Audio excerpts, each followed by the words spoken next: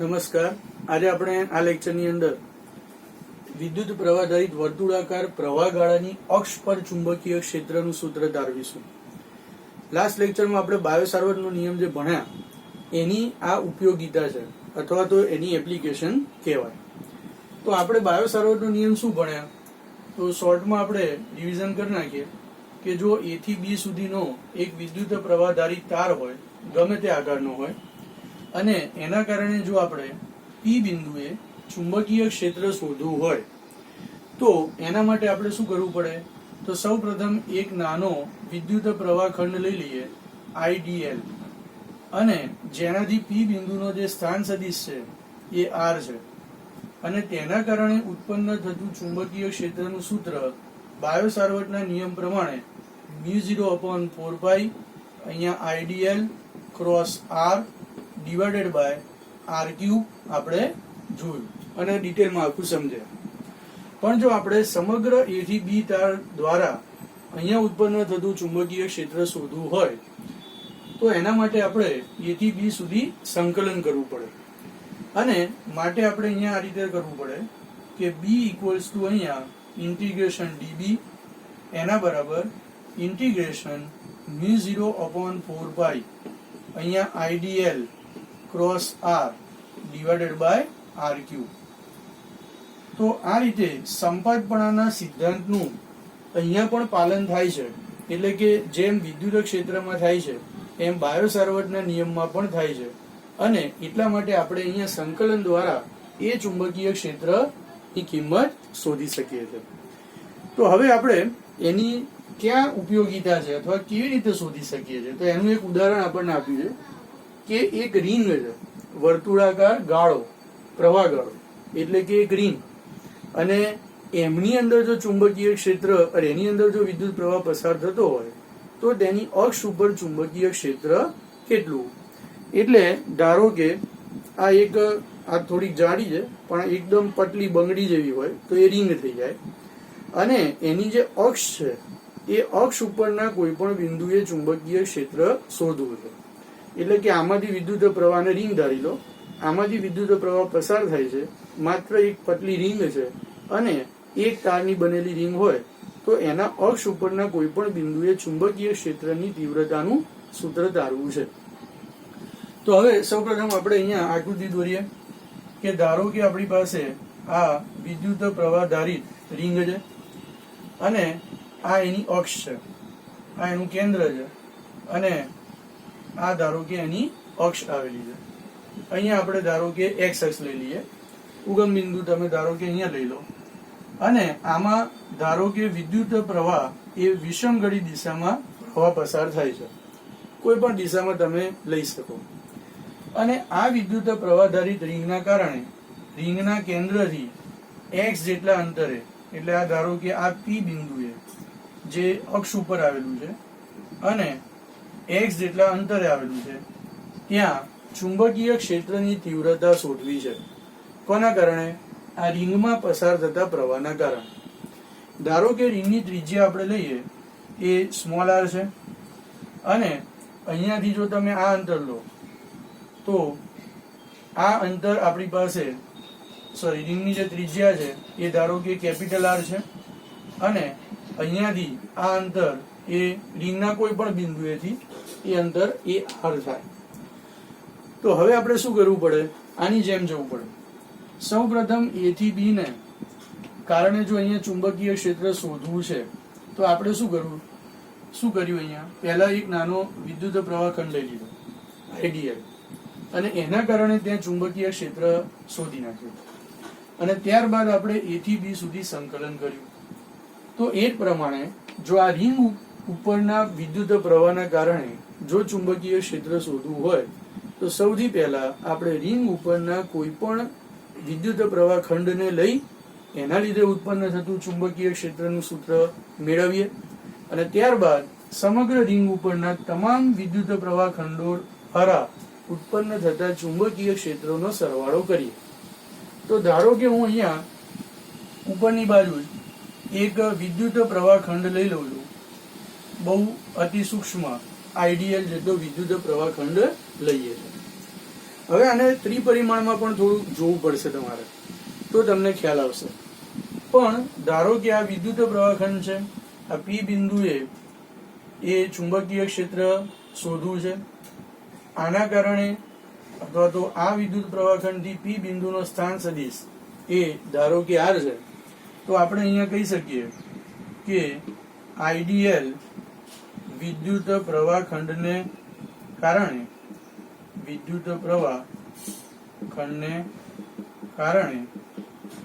પી બિંદુએ ચુંબકીય ક્ષેત્ર બાયો સાર્વટના નિયમ પ્રમાણે એ આ રીતે આપી શકાય: dB ઇક્વલ્સ ટુ μ0/4π અહીંયા IDL cross R divided by RQ. બરાબર? આને આપણે સમીકરણ નંબર 1 કહી દઈએ. હવે અહીંયા તમે જુઓ કે અહીંયા આઈડીએલ અને આર વચ્ચેનો ખૂણો કેટલો થાય, તો અહીંયા દ્વિપરિમાણમાં એ વસ્તુ સમજવી અઘરી પડશે. એટલે આપણે ત્રિપરિમાણ, કારણ કે આકૃતિ ત્રિપરિમાણીય છે. જો આ તમારી પાસે આ રીંગ સમજી લો, આ છે એની અક્ષ. હવે તમે જો આઈડીએલ ખંડ લો તો એ તો અતિ સૂક્ષ્મ લેવાના તમે, અને એટલા માટે શું થશે કે જે આઈડીએલ ખંડ છે એ આઈડીએલ ખંડ એ અહીંયા હશે આ રીતે, અને અક્ષ ઉપરનું જે બિંદુ છે એ ધારો કે અહીંનું છે. તો જો તમે આ આર દોરો અહીંથી, તો આઈડીએલ એ આમ થશે અને આર એ આમ થશે. બરાબર? આઈડીએલ ની દિશા એ આમ છે, આર ની આ છે, એટલે આવી દિશા થશે. જો આ આર ની દિશા અને આ આઈડીએલ ની દિશા. હવે આઈડીએલ અને આર, હવે આ અક્ષ છે, અક્ષ કયા સમતલમાં હોય? રિંગથી લંબ સમતલમાં હોય. અને એટલા માટે આઈડીએલ અને આર બંનેના સમતલો કેવા છે? એકબીજાને લંબ. તમે સમજો, આ આઈડીએલ અને આર, આઈડીએલ નું સમતલ આ છે, આર નું સમતલ એ એના કરતા લંબ દિશામાં છે. તો એટલા માટે આઈડીએલ અને આર એ બંને એકબીજાને શું થશે? લંબ થશે. અને એવું માત્ર આ એક આઈડીએલ માટે નહીં થાય, તમે આખી રિંગના કોઈ પણ વિદ્યુત પ્રવાહખંડ એટલે કે આઈડીએલ ને લો તો એના માટે પણ આઈડીએલ અને આર વચ્ચેનો ખૂણો કેવો રહેવાનો? 90 જ રહેવાનો. બરાબર? ત્રિપરિમાણમાં તમે એકવાર ફરી ઘરે પણ ટ્રાય કરી જોજો તો તમને ખ્યાલ આવશે કે આ આઈડીએલ ની દિશા આ, આર ની દિશા આ, તો તમે જુઓ કે આઈડીએલ અને આર વચ્ચેનો જે ખૂણો થાય એ 90 થાય. અને એટલા માટે આ આઈડીએલ, જો મારી આંગળી તમને દેખાય છે આઈડીએલ, આ છે આર, અને માટે આઈડીએલ અને આર વચ્ચેનો ખૂણો 90 થાય. પણ આઈડીએલ અને આર થી રચાતું સમતલ કયું થાય? તો આ રિંગ આમ છે, આઈડીએલ આમ છે, સમતલ આ થશે. બરાબર? સમતલ આમ નથી થતું. આ બંનેથી રચાતું સમતલ કેવું થશે? તો આમ થશે. તો હવે જો તમારે આઈડીએલ ક્રોસ આર લેવા હોય તો થશે કેવું કે આ આઈડીએલ ની દિશા, આ તમારી પાસે આઈડીએલ ની દિશા, મારી આંગળી છે એ, અને આ આર ની દિશા, અને આઈડીએલ અને આર થી રચાતા સમતલ ને લંબ, એટલે આ સમતલ આમ બન્યું. તો સમતલ ને લંબ આ સ્ક્રૂ મૂકી દીધું મેં. બરાબર? અને હવે હું સ્ક્રૂ ને આઈડીએલ થી આર, એટલે આઈડીએલ તમારા તરફ આવે છે, આર આમ છે, તો આઈડીએલ થી આર તરફ સ્ક્રૂ ફેરવું તો એ સ્ક્રૂ કઈ તરફ જાય? આ બાજુ જાય, એટલે બહારની દિશામાં આવે. અને એ દિશા આમ આવે છે કે નહીં? બરાબર? કારણ કે જો આ આર આમ છે, આઈડીએલ આમ છે, એ બંને વચ્ચેનો ખૂણો 90 છે, પણ એ બંનેથી રચાતું સમતલ છે એ આ છે.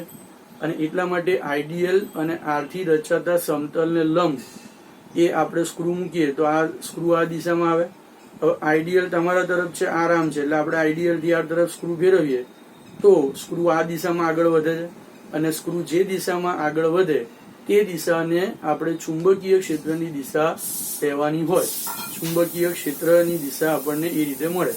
બરાબર? સદિશ ગુણાકારના નિયમ પ્રમાણે. તો અહીંયા આપણી પાસે આઈડીએલ ક્રોસ આર કરતા ચુંબકીય ક્ષેત્ર છે એ આઈડીએલ અને આર થી રચાતા સમતલને લંબ ધારો કે ડીબી જેટલું મળે છે, આ દિશામાં મળે છે. બરાબર? ચલો, ક્લિયર? હવે માટે અને આઈડિયલ અને આર વચ્ચેનો ખૂણો તો કેવો છે 90 જ છે. તો માટે આપણે અહીંયા કહી શકીએ કે રિંગ પરના તમામ બિંદુઓ માટે વિદ્યુત પ્રવાહ ખંડ આઈડિયલ અને આર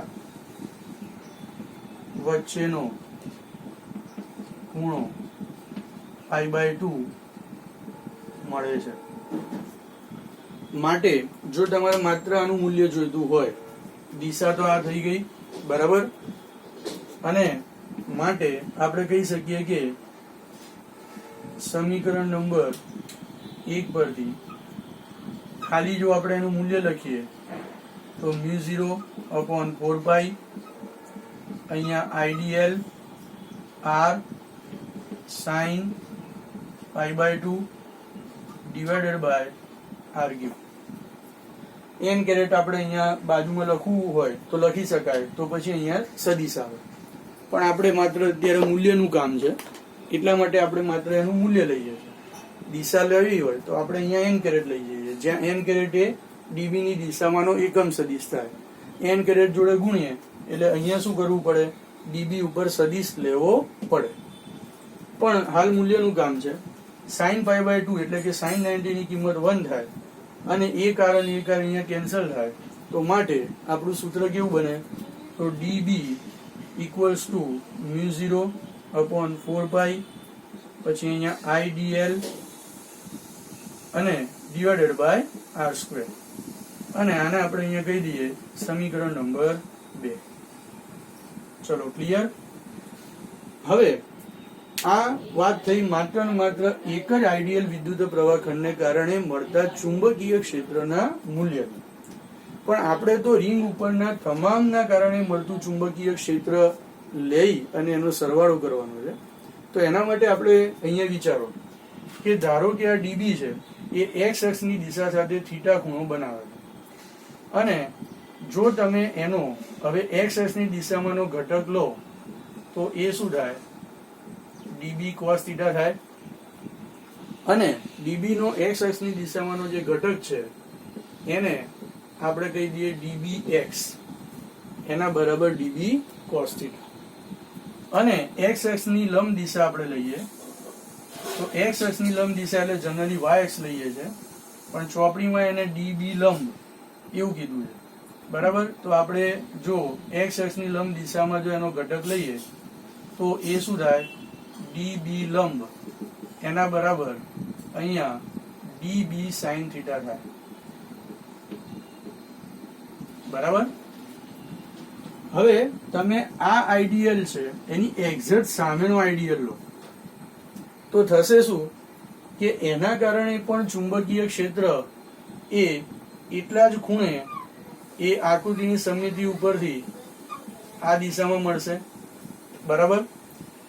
એનો પણ ખૂણો અહીંયા થીટા જ થશે. અને માટે જો એનો તમે એક્સ અક્ષ ઉપર લંબ દોરો તો એના માટે પણ ડીબી કોસ થીટાની જે કિંમત છે એ કિંમત તો એટલી ને એટલી જ થશે. અને આ જે સદિશ છે એનો ઋણ વાય અક્ષ ઉપર લંબ ઘટક જે થાય એ આની સામે મળશે, અને એટલા માટે અહીંયા ડીબી સાઇન થીટા ઘટક મળશે. પણ તમે જો અહીંયા ડીબી સાઇન થીટા ઘટક એકબીજાને કેન્સલ કરે એટલે કે નાબૂદ કરે. તો હવે તમામે તમામ એક એક આઈડિયલને અનુલક્ષીને એક એક સામે તમને એક આઈડિયલ એવો મળશે કે જેથી તે એકબીજાના એક્સ અક્ષને લંબ ઘટકો એટલે કે ડીબી સાઇન થીટા ઘટકો, અહીંયા આપણે આ થીટા લીધો છે એટલા માટે, કોઈ આ થીટા લઈને ચાલુ કરે તો પાછું બદલાઈ જાય, તો ડીબી કોસ થીટા થાય, ડીબી સાઇન થીટા થાય.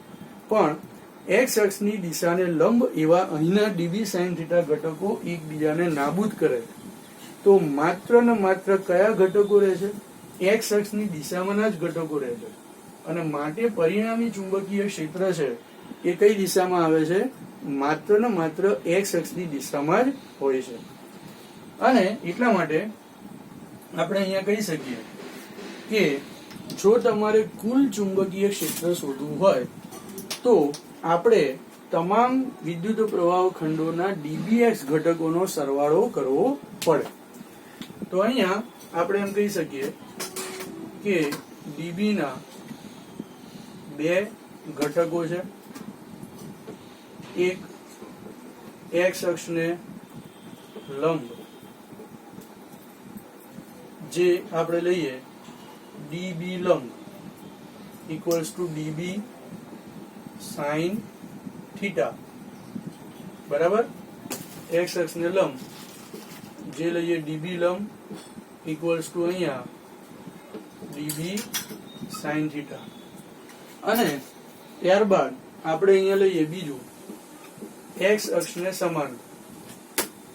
તો x અક્ષને સમાંતર dbx ઇક્વલ્સ ટુ આપણે db cos થીટા, બરાબર. તો dbx equals to db cos theta. હવે લંબ ઘટકો તો એકબીજાને નાબૂદ કરે છે, તો માટે માત્ર કયા ઘટકો રહ્યા? x અક્ષને સમાંતર. તો અહીં તમામ લંબ ઘટકો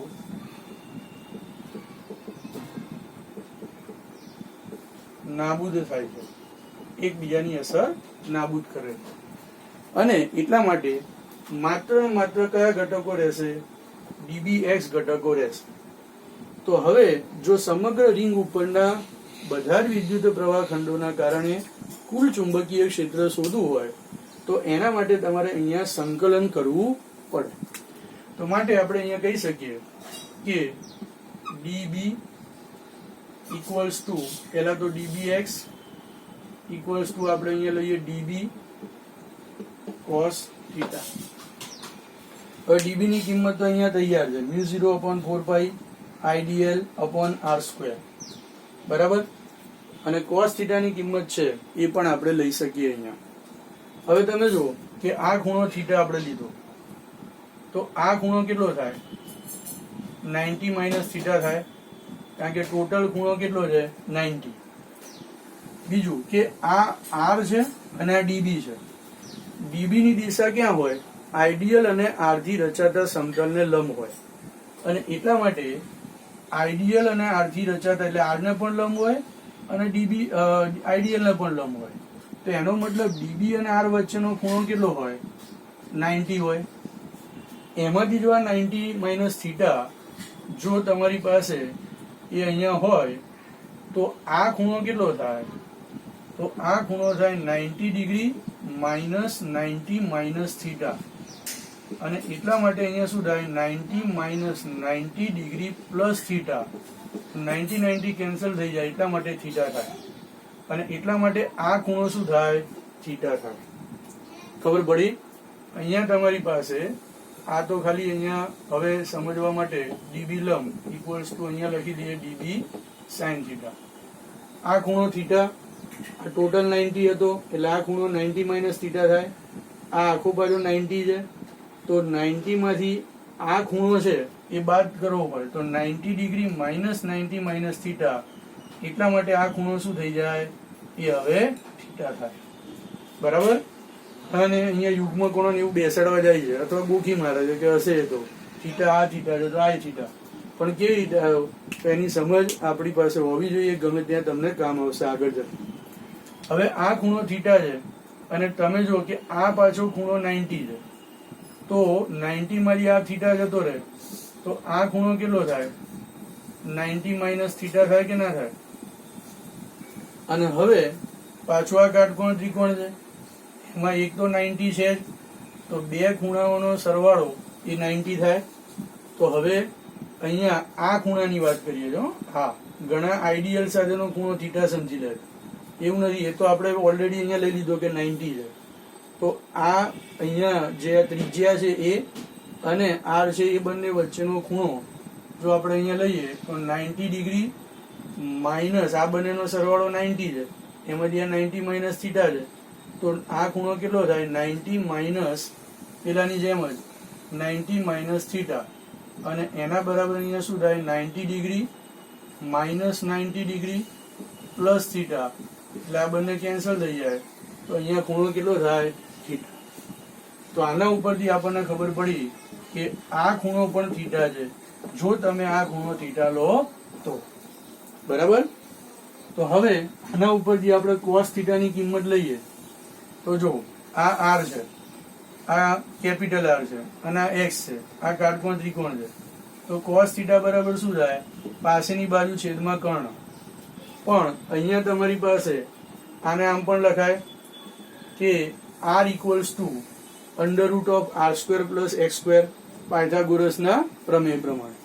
તો માટે આપણે અહીંયા લખીએ કે પહેલી તો વાત એ કે cos થીટા, તો cos થીટા ઇક્વલ્સ ટુ પાસેની બાજુ એટલે r અને કર્ણ એટલે અહીંયા તમારી પાસે r² + x² ⁻².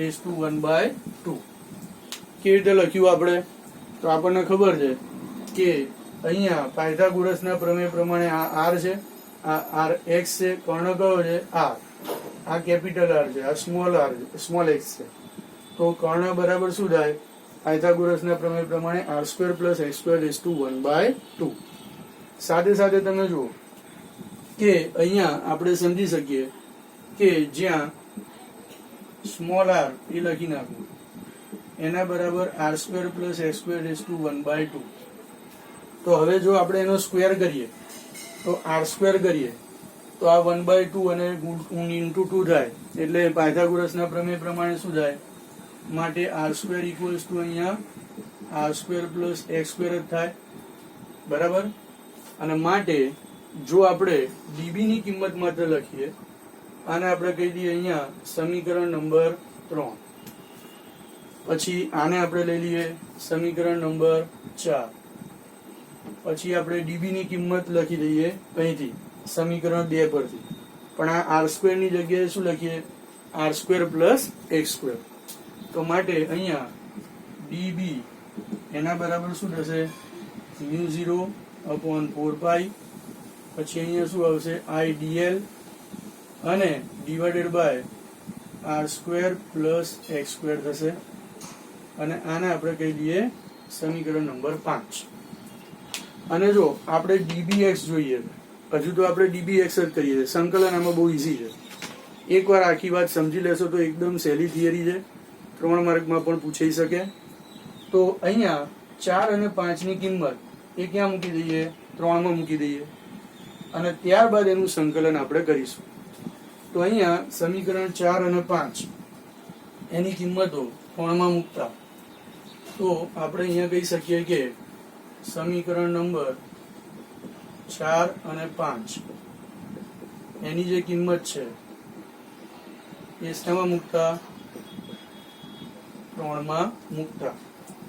તો અહીંયા dbx ઇક્વલ્સ ટુ અહીંયા μ0/4π, અહીંયા idl, પછી છેદમાં શું હતું? અહીંયા r² + x² into cos theta. cos થીટાની જગ્યાએ r divided by r² + x² ⁻².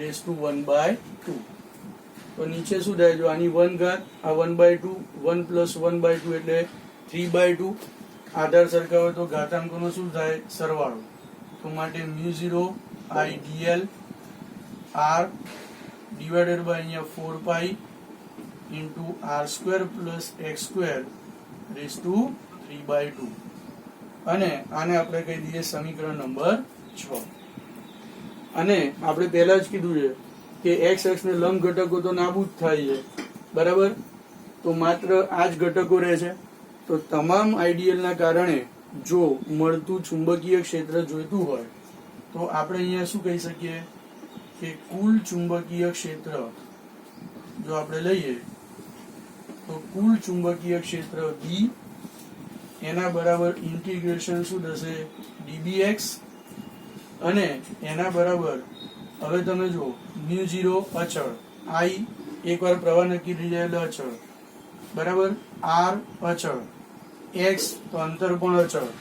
તો માત્ર તમે જ્યારે આઈડિયલ બધા ખંડોના કારણે જ્યારે ચુંબકીય ક્ષેત્ર શોધવા નીકળો તો અહીંયા સંકલન ખાલી કોને મળે? dl ખંડોને મળે.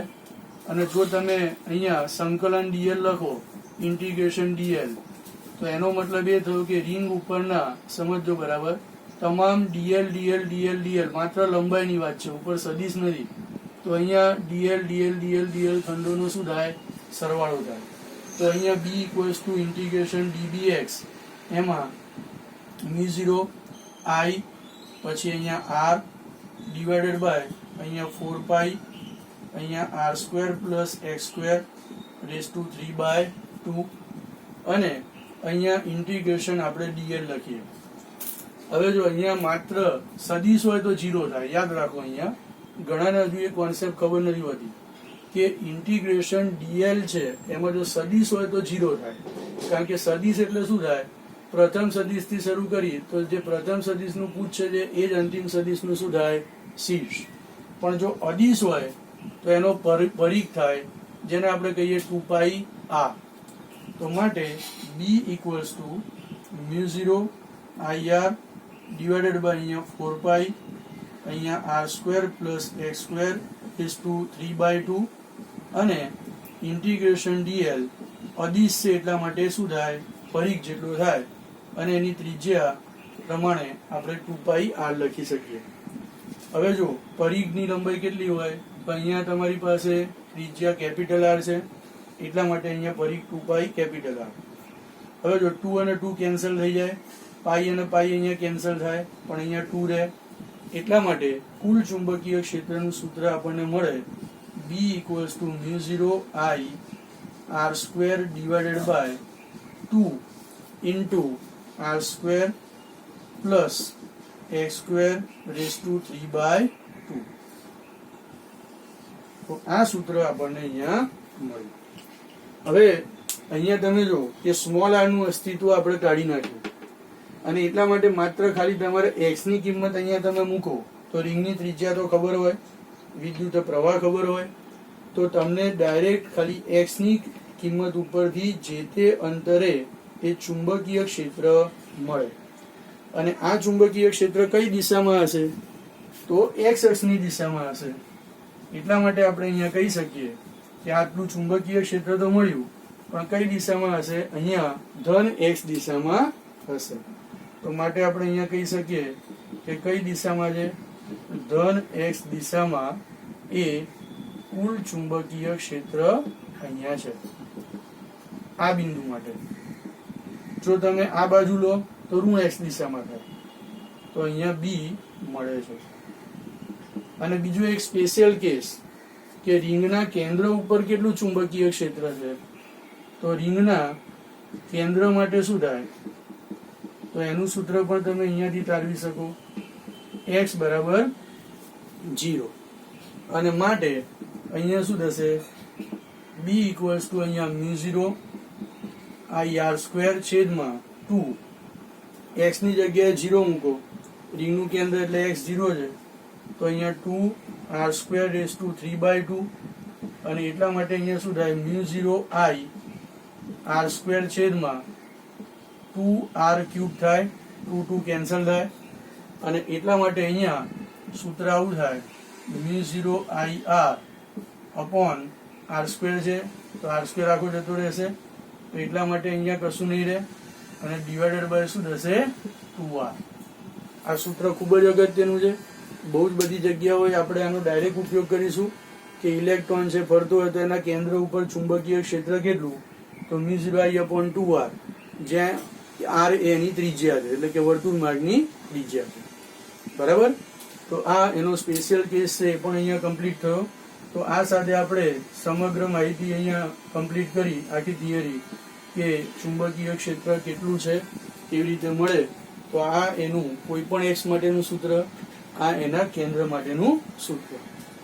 અને બીજી એક એક્સ્ટ્રા માહિતી તમને આપી દઉં છેલ્લે, કે જો તમારી પાસે કોઈ પણ જગ્યાએ, ખાસ મેથ્સના વિદ્યાર્થીઓને આગળ કામમાં આવશે, કે ઇન્ટિગ્રેશન ડીએલ જો તમને કે ધારો કે આ વર્તુળનો પરિઘ છે, અથવા ગમે તે બંધ ગાળો છે, ગમે તે આકારનો, અને એના માટે જો તમને ઇન્ટિગ્રેશન ડીએલ લે તો 0 આવે. પણ જો તમારી પાસે ઇન્ટિગ્રેશન ડીએલ હોય વર્તુળ માટે, તો દરેક ડીએલ નો લંબાઈનો સરવાળો એટલે શું થઈ જાય 2πr. હવે આવું કેમ થાય છે તો એ સમજી લો. કારણ કે ઘણા ભૂલ કરે છે, ગમે ત્યાં શું કરે, આ સદીશ હોય તો 2πr મૂકી દે અને આ જો અદિશ હોય તો 0 મૂકી દે. તો આગળ તમને કોન્સેપ્ટ ક્લિયર હોવો જોઈએ. ઇન્ટિગ્રેશન ડીએલ એટલે અહીંથી તમે સ્ટાર્ટ કરો તો ડીએલ ડીએલ ડીએલ નો સદિશ સરવાળો, અને પછી જયારે તમે અહીંયા આવો છો તો પ્રથમ સદિશનું જ્યાં પૂછ છે ત્યાં જ અંતિમ સદિશનું શું છે, શીર્ષ છે.